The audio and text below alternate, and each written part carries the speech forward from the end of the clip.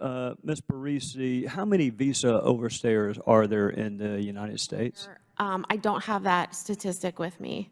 Well, let's use the President's statistics that there are 11 million and 40% of them would be visa overstayers as opposed to border crossers. Do you take exception with what the President said, or can we just use that as kind of a baseline? I, in all honesty, don't recall what the President said about it, but I'm not sure where those stats are coming from. So you cannot tell me how many visa overstayers are in the United States. I don't have that information with me. Is there a list? There is an interim draft entry-exit report with has overstayed data in it. No.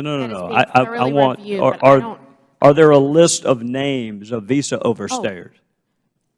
So anybody who's overstayed, regardless if it's a visa or a visa waiver program, those individuals have final removal orders, and our Immigration and Customs Enforcement Agency receives that list. So there's a list? Yeah. Is that list shared with federally licensed firearms dealers? I am not sure. Well, it is actually currently against the law for anyone who is here illegally or unlawfully to possess or purchase a firearm. And I understood in Mr. Good's opening, he wants to create a new list of prohibited persons, which just struck me that maybe we ought to find out how good a job we're doing with the current statutes that we have. Do you know how many prosecutions that there were for, say, the last 3 years for folks who tried to purchase a firearm that were not here legally? No, sir, but I can ask ICE that question. Well, it wouldn't be ICE, it'd be the Department of Justice. Then I wouldn't have that information because I'm with DHS. Well, and the good news for us is we do have that information, and it's an incredibly small number of prosecutions, like less than 100.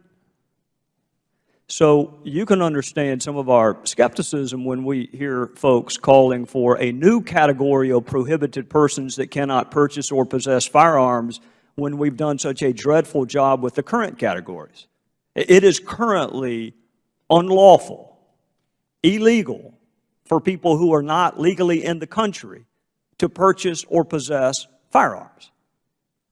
And my question is, how many of those folks have we prosecuted?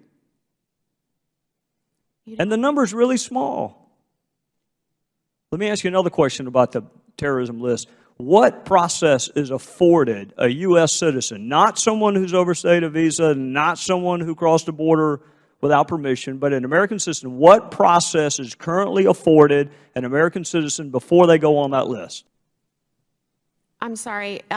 There's not a process afforded the citizen prior to getting on the list. There is a process should someone feel they are unduly placed on the list. Yes, there is. And when I say process, I'm actually using half of the term due process, which is a phrase we find in the Constitution, that you cannot deprive people of certain things without due process. So I understand Mr. Good's idea, which is wait until your right has been taken from you, and then you can petition the government to get it back. I understand that that's his idea.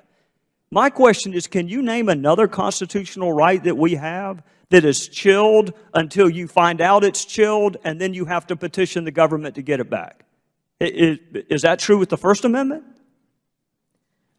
Sir, there are strict criteria before. That's not my question, ma'am. That is not my question. My question is, what process is afforded a United States citizen before that person's constitutional right is infringed?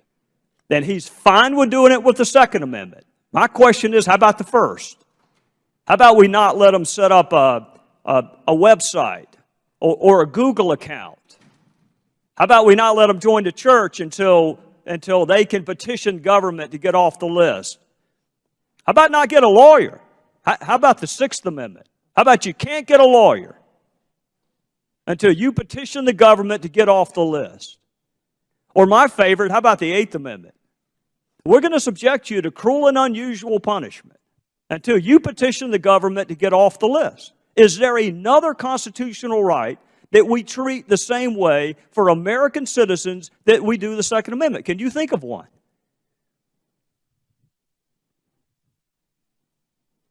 Can you think of one? I don't have an answer for you, sir.